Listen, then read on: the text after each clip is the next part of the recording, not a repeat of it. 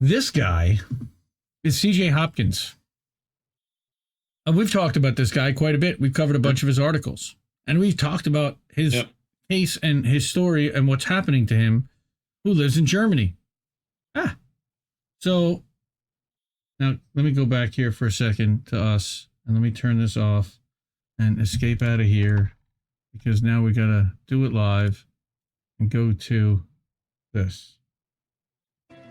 Do it live! I'll write it and we'll do it live! CJ Hopkins is over on Substack, cjhopkins.substack.com. He also has a website called The Consent Factory, consentfactory.org. So what's been happening is that CJ has been prosecuted for publishing a book cover and for a subsequent series of tweets promoting said book. So I'll read from CJ here. So the Berlin state prosecutor has launched another criminal investigation of me. Apparently, I'm being charged with the reporting on the original investigation of me that the Berlin state prosecutor launched in June. He's being prosecuted for reporting on the prosecution.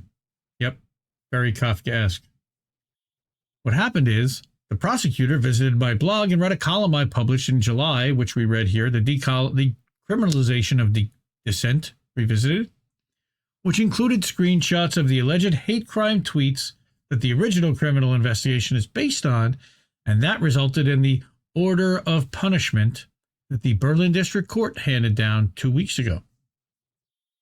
Yes, the order of punishment. So the prosecutor opened a new criminal investigation and sent my attorney an official notice explaining the gravity of the additional charges. And who's charging? The Ministry of Truth or Big Brother himself? The German Ministry of Truth. Das German, ja. Yeah. Yeah. Ach, mein Handy, ja. So the charges are of the utmost gravity. I am officially accused of relativizing or minimizing the crimes of the Nazis by republishing the 2 tweets that I originally tweeted. And once again, here are the tweets, and he's going to republish them again. Yep, again. Yep. He says, the white balance on that is good, that way we're fine. He says, yes, that's right. I just published them again, and I'm going to explain why I published them again.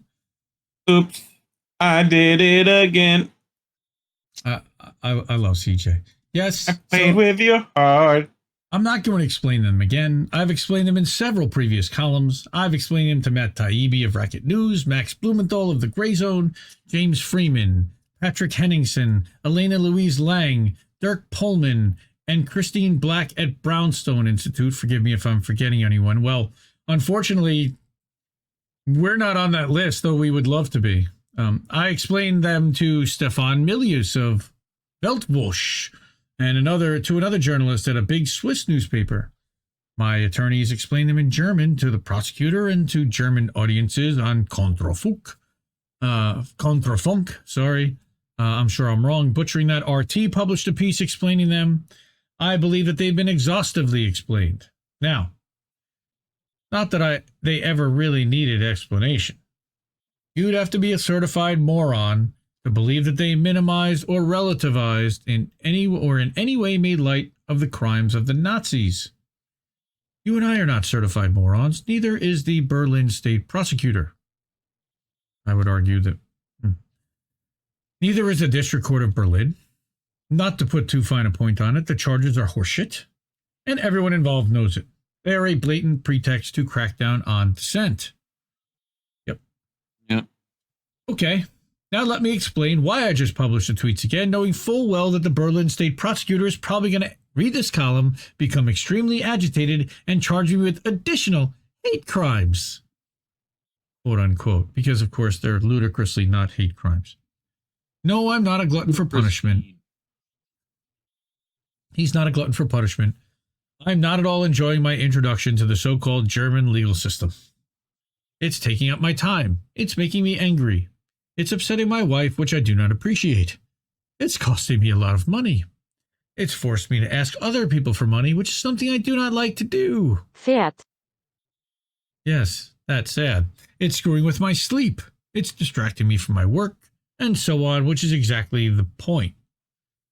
The goal of horseshit prosecutions like mine and those of many other dissidents currently is to A, punish us for speaking out against new normal totalitarianism by making our lives as miserable as possible. B, to make examples of us to discourage others from speaking out. And C, to intimidate us into shutting the fuck up. Since it's German horse shit specifically. Pferdescheiße. Pferdescheiße. That's it. That's how we do that. That's foul. I will say that that I had a personal friend turn to me who knows what I do, and though he knows that I'm, indie, but he knows my personal life, and he says, they're locking up people, and he heard about the Cop City stuff. He's a total normie. He watched something about something, and he's got relatives in Georgia. Ooh, Cop City. Lamb. Yes. Yeah. Stop, Cop City. Shut that the hell down. Lamb. So he's worried because he heard that activists were getting arrested and activists were being prosecuted and charged with domestic terrorism. And I said, yeah. And he said, you got a family, man. You can't fuck around. And I'm like, well, yes, but if I can't sit and watch corporate TV knowing what I know now. I can't go back. So now what? I have to fight system. So that's what I'm doing. So that's what we do. Totalitarians. Well, as the BC Boys said, you do have to fight for your right. Yeah.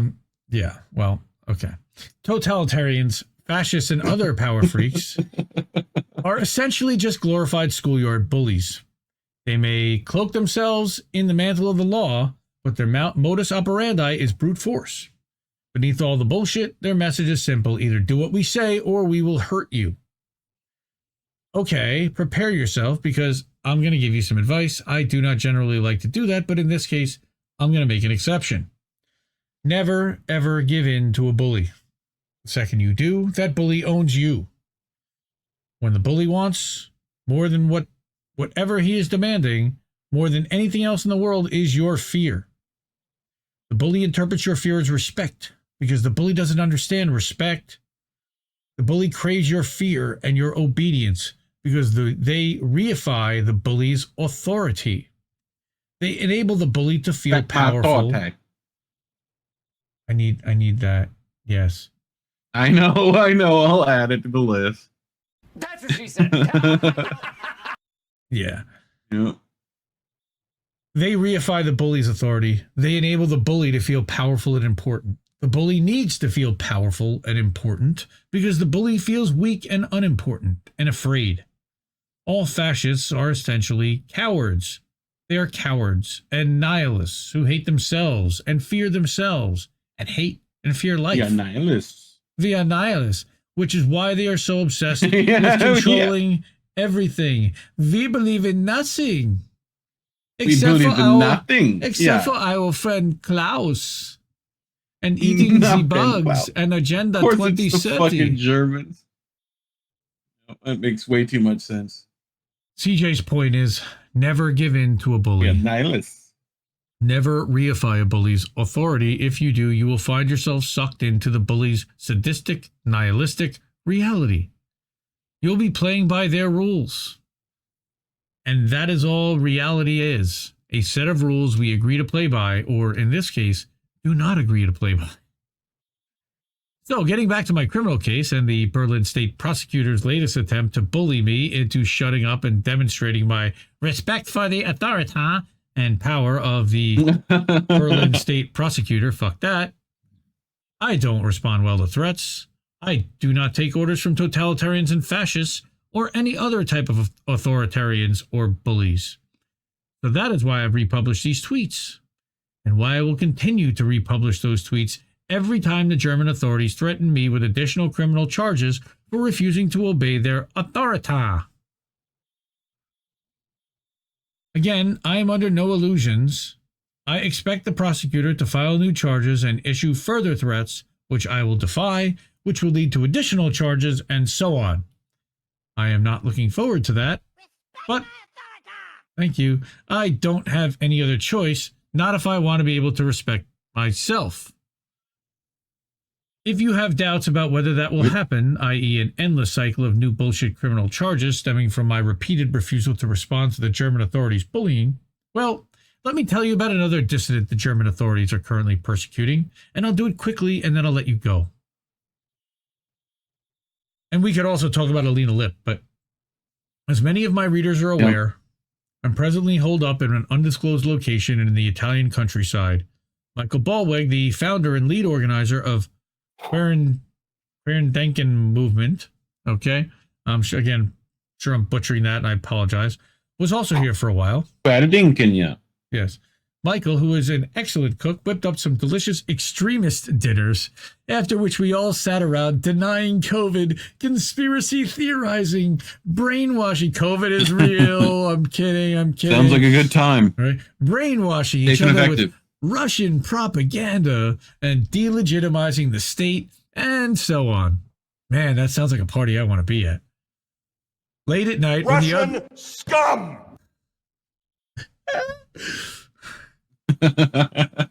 Late at night, when the other extremists were sleeping, Michael and I discussed our criminal cases.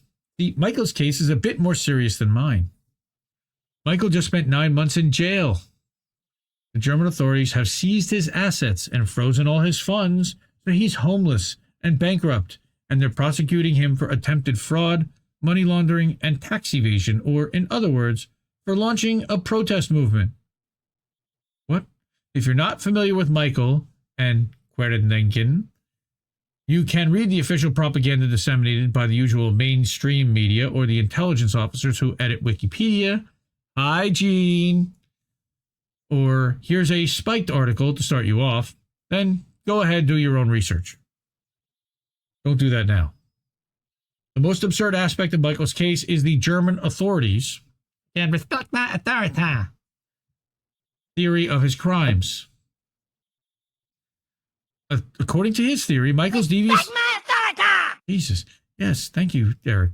Michael's devious scheme was to commit serious fraud by, well, basically launching a nationwide protest movement that was certain to get a ton of media attention and incur the wrath of the German authorities, which it did. Right to jail, right away. As any criminal mastermind will confirm, the best way to commit major fraud is to absolutely infuriate the government by organizing a series of massive protests and generate tons of media attention, because you definitely want as much publicity as possible while you're defrauding your unsuspecting supporters of their voluntary donations to your cause. Seriously, this is their theory of the crime, which would make Michael Ballweg the most idiotic and incompetent fraudster in the history of fraud. That's saying something, considering Bernie Madoff's out there. Now, I could go on about his case and mine, or those numerous other dissidents that are currently being made examples of, Free Julian Assange, and about the broader global cap crackdown on dissent, which is happening not just in New Normal Germany, but all throughout the New Normal Reich. Yes, he says it, the New Normal Reich. He is not joking around or making light of the Nazism. He is equating what is actually happening here to the kind of totalitarianism that happened there, the type of systemic control, the type of media control, the type of narrative control, the type of war machine. Control. But of course, I need to end here and go water some plants. But CJ needs to end there and go water some plants. He's serving as caretaker of this thought criminal sanctuary, and he takes his responsibilities seriously. But he'll keep us posted on his further hate crimes. And in the meantime, best wishes from somewhere in Italy. I fucking love him. He's just Right to jail, right away. Tongue in cheek, sarcastic, cynical as all hell. But it doesn't end there, because he put out a banger that I had to at least call attention to.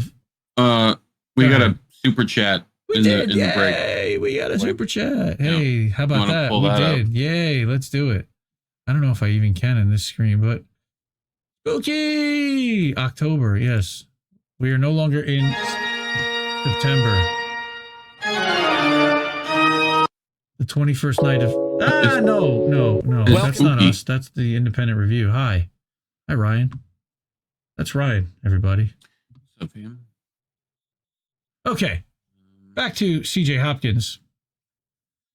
He wrote this hilarious article about what happened with our friend Michael Shellenberger, who's not really our friend, but he's an independent journalist and one of the Twitter Files reporters.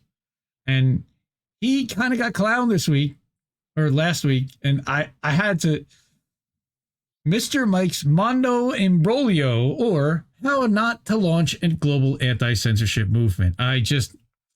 So brilliant. Sounds like a fucking Wes Anderson movie title. Right. Well, what what had happened was now, if you remember correctly, we covered an article back in February or March. CJ traveled incognito from Germany to London to attend an event, and you can see some of the people who were also at the event the day after publicly. But the day before, he talked about the secret event that he attended, where all the people talked about global cap and what are we going to do about global cap and how are we going to fight global cap. And they created this super secret DM thread, basically is what it was. They created an organization that was communicating via DM or Slack or Skype or whatever thread they were using to organize. So here's where we're at. CJ says, and this was on September 20th. He wrote the other one on like the 11th. I've been excommunicated from Michael Shellenberger's global anti-censorship movement. It's my own fault. I was sowing dissension. I engaged in harmful speech. I engaged in harmful speech in the group chat. I was making people feel uncomfortable. I was not playing ball. I was not with the program. So damn tongue-in-cheek. I swear I love this guy so much. The program, as you may recall, was launched in Westminster, London in June when Mike and Matt Taibbi and Russell Brand exposed the censorship industrial complex. And here is the event that, of course, took place, like they said, in June, for £35 a head. My readers recall this piece I published about the secret gathering of journalists. Hey, we referred to that. Right? Authors, artists, academics, activists. How much is 35 pounds? Is that what it was? About $50, if I remember correctly. Yeah. So less than $100. Got it.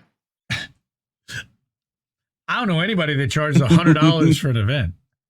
I don't know anybody. Maybe Mr. Jazz President. No activist would do that. So no, they would never, especially one that likes Curtis Mayfield. They would never.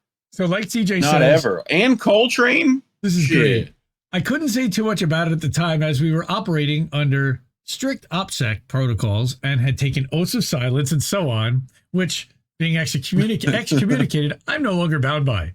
Now, I'm still going to be a little cagey, however, as there are a lot of people still involved in Mike's movement who I like and respect, and I don't want to harm them with my dissension sowing any more than necessary.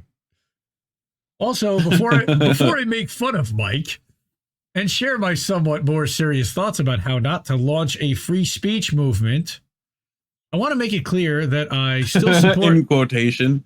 Yes, that I still support this campaign and any other anti-censorship campaign, regardless of how flawed or superlicious it may be. Supercilious. Superlicious. Fragalicious. XBL. What? Yeah. Fergie. Yep.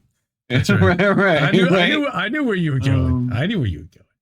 Yep. All right. So let's get down to it, shall we? Mike's movement is preparing to publish a declaration. It's a good declaration. I contributed to it.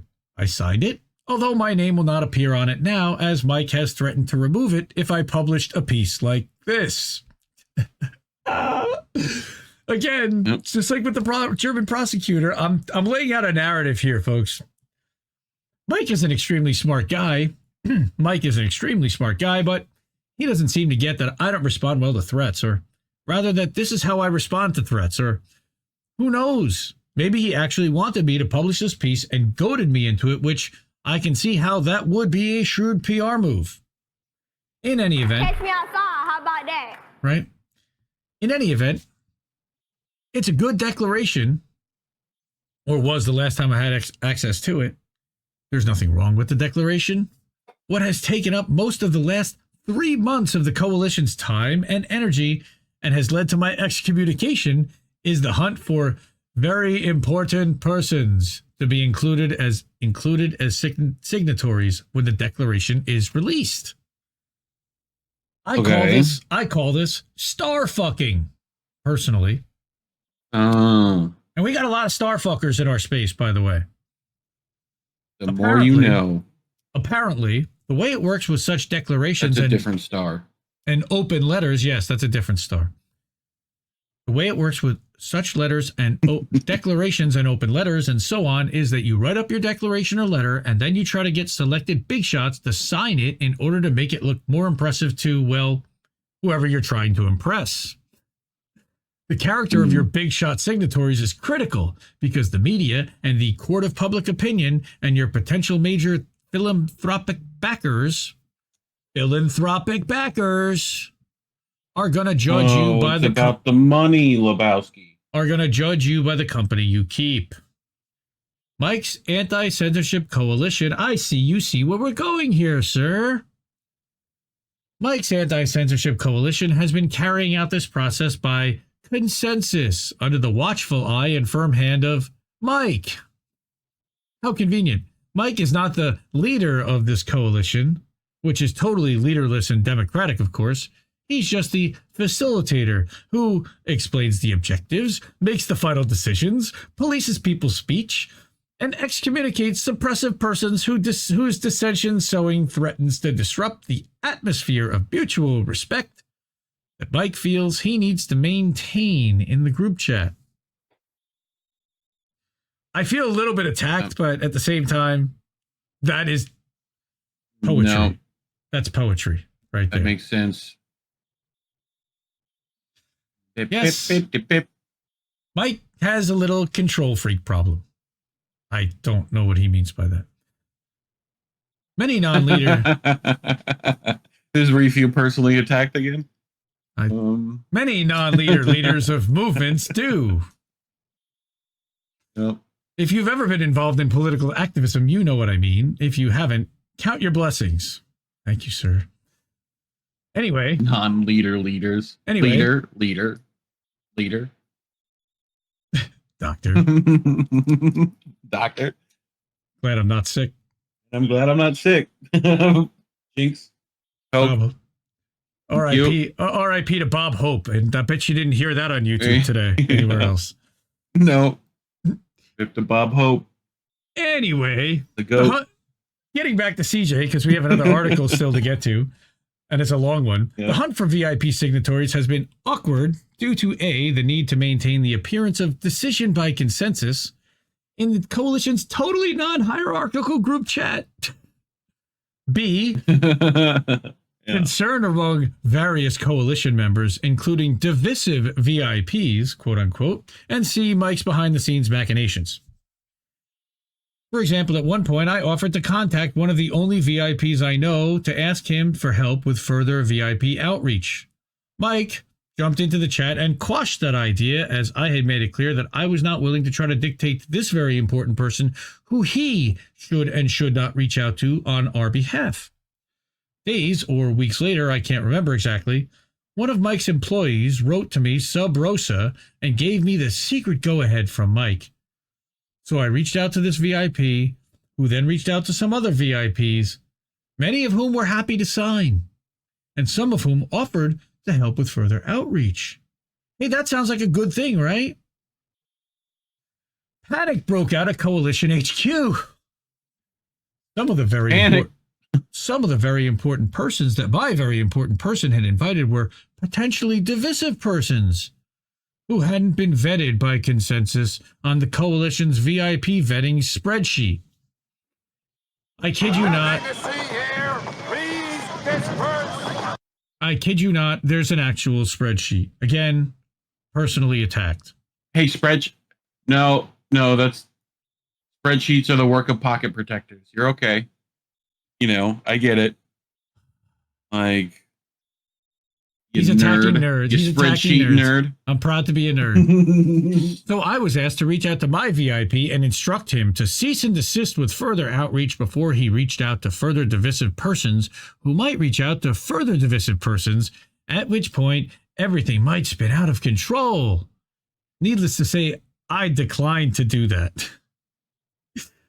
If you're wondering about exactly who qualifies as a divisive person in the coalition, well, certainly not very important persons like Richard Dawkins, who in 2021 compared folks who refused the COVID vaccines to faith heads releasing rattlesnakes in supermarkets, but later admitted that mistakes may have been made.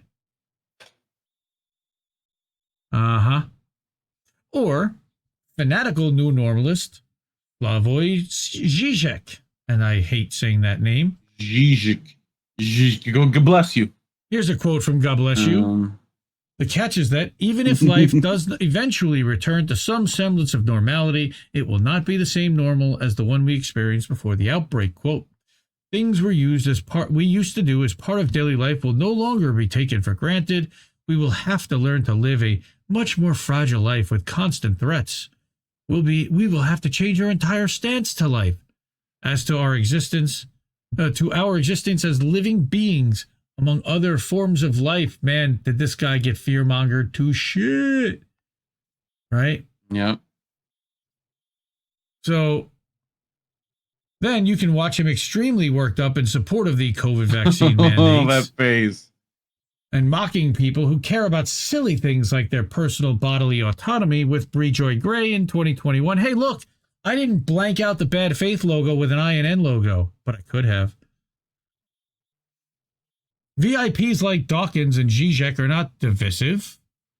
They are very important A-list persons who are committed to universal human rights and freedom of speech and all that kind of totalitarian and lockdown and segregate and censor everyone because of a virus with a 99.8% survival rate. No, we're not eugenicists, which in this case, is St. fucking Heil. Right. Russell Brand, however, is definitely divisive. You remember Russell Brand, right? We all remember Russell Brand. You're frozen, Reef. We might be ignorant to misogyny and sexual assault. We might be. Someone said. We all remember Russell Brand from that poster advertising the big event in London, don't you? Well, here's our friend Russell Brand today. No bueno. He's got some accusations out there. So, the Russell Brand cancellation op was what sealed my fate with Mike's free speech movement. I have been holding my notes for quite a while. For example, I never opposed having people like Dawkins and Žižek on the signatories list, as I understood the PR logic. Yeah. And I was praying none of the coalition members would bring up the revelations, as one of them put it. But the odds of that not happening were poor.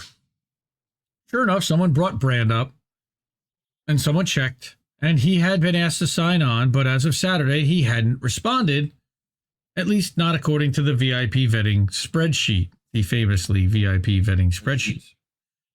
See, they're useful. Well, exactly, because it said that he had not responded, so that was obviously a huge relief. Right.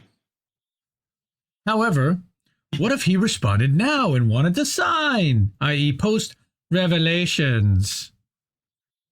Should he still be allowed to? A risk assessment. A risk assessment was suggested. He says, I got a little snarky and proposed that we skip the risk assessment and all the other PR strategizing bullshit and just uphold the principles we're claiming to defend. Right, isn't that hard? Whereupon Mike Shellenberger needed to reach me urgently, presumably to shout at me and threaten me again. I had an earlier such phone call from Mike when I criticized his sucking up to Elon Musk and suggested that it made Elmo. It's me, Elmo. And suggested, fuck you, Elmo, that it made us look not quite neutral. Mike called me at home apoplectic. I love that word, apoplectic. That is one of my favorite words. That time. Apoplectic. Apoplectic. It's so, Rolls off the tongue, doesn't it? Right? Apoplectic. Say that 5 times fast. And threatened to kick me at that point, when he yelled at Michael, when Michael yelled at him about criticizing Michael about Elmo, he threatened to kick him out of the club. But nothing I couldn't handle. Yep. I've known a lot of control freaks in my day, and Mike has done and is still doing a lot of great work. And we all have our character flaws, don't we? Anyway, I wasn't in the mood for another screaming, threatening conversation with Mike, as I was still at my friend's converted monastery in Italy, which we talked about before, and I finally had a peaceful day to myself. Lovely. He had to side note that the Italian workmen who are jackhammering big holes in the monastery walls don't work on the weekends, so apparently it's not so peaceful. Oh, it's me, a Geppetto. I jackhammer the walls, but not on the weekends. Geppetto, you mean I go to my wife. Pinocchio's puppet master? Okay. Yeah, I mean, that's just general Italian name. So I decided that I would call him back later, and next thing I knew, I was excommunicated. You are tearing me apart, Lisa! As he's using the excommunicated language because he's literally staying in a monastery, which I just yeah, I know, right? I'm not a Patria et Fili. I'll give you last rites. Oh, yes. Well, Here to Santi. We'll get to that during boats. Yep. I'm not a professional movement builder, but I'm pretty sure this is not how you do it. I don't mean my excommunication. I mean the suffocating top-down micromanagement, the PR strategizing, the VIP idolatry, and the paranoia about alienating mainstream people who are going to be alienated anyway, regardless of how many Hollywood celebrities and Harvard professors you dangle in their faces. I don't want to dangle VIP anybody idolatry. Not the Dollar Tree. No, it's idolatry. You are a member. You are committed. Idolatry. But I don't want to see anything dangled in anybody's faces, really. But the simple fact is, playing by the rules of the system and the reality you claim to be opposing is a recipe for failure. Or worse than failure, a diversion, the simulation of success, which is where I'm afraid Mike's movement is headed. Movements are not PR campaigns. Yes, of course, some PR is involved. But the masses are not your employees, and they aren't CGI extras in your narcissistic movie. They're actual living, breathing people. Damn! Yeah, they are. People who do not need us to lead them. Basically, the masses don't give a shit what Richard Dawkins and Slavoj Žižek endorse. The editors of respected publications like the New Yorkers and the New York Times give a shit, but the masses don't give a shit about them. If you're going to build a movement to oppose the censorship industrial complex, which Mike claims he wants to do at some point, you're going to have to alienate some of your friends and colleagues in normal world and get your hands dirty and connect with the masses, or the people that no one has ever heard of, as Mike calls them. Again, I'm going to repeat that one because that seems like it's kind of important. Michael Shellenberger referring to Unity the normies. doesn't represent what you're against. It represents what you are for. The people that no one has ever heard of, and let's continue on that theme, the people that no one has ever heard of are not stupid. They know the difference between a serious anti-censorship campaign and a vanity project. There's still time for Mike to turn this thing around. People? Well, I don't know. There's still time for Mike to turn this thing around, let go of the reins, stop sucking up to the mainstream establishment, and reach out to the masses. Honestly, I hope he will. I wish him and the London gang success. There are millions of people out there who would get on board with a grassroots campaign opposing the censorship industrial complex. But to get them on board, you have to let go of the wheel and let them steer the ship. Let Jesus drive. Take the wheel. The irony, here it is the irony is when you're building a movement, when you know you're succeeding is when you lose control of it. When the movement doesn't need you to lead it, when it starts moving in directions you never imagined and starts doing things you never intended. But you can't get there if you suffocate it in its infancy. If you're so obsessed with maintaining control that you snuff out every idea and impulse that doesn't conform to your vision of it. Again, I feel personally attacked a little bit, but I try not to go that extreme like this. And those that are in INN certainly would hopefully agree with me. But in that list of words coming up, you can just not say a few of them. List the names. You'll get there. Yeah, I know. You know, you can just skip a few. Yeah. So Mike means well. I know what you mean. Mike means well. He's got a Yeah. good heart, and he's a fighter, of which all of which I respect. I can hope that he can learn that lesson quickly. Perhaps the thing he set in motion will teach it to him as things progress. We certainly could do with an actual global anti-censorship grassroots movement. I hope Mike and the gang can unclench their anal sphincters a bit and get us there. So colorful and descriptive. Oh, and regarding Russell Brand, I don't know Russell Brand. I have absolutely no idea what he has or hasn't done, and neither do you probably, which is not the point. Exactly. The point is that the global capitalist crackdown on dissent, which is in full swing.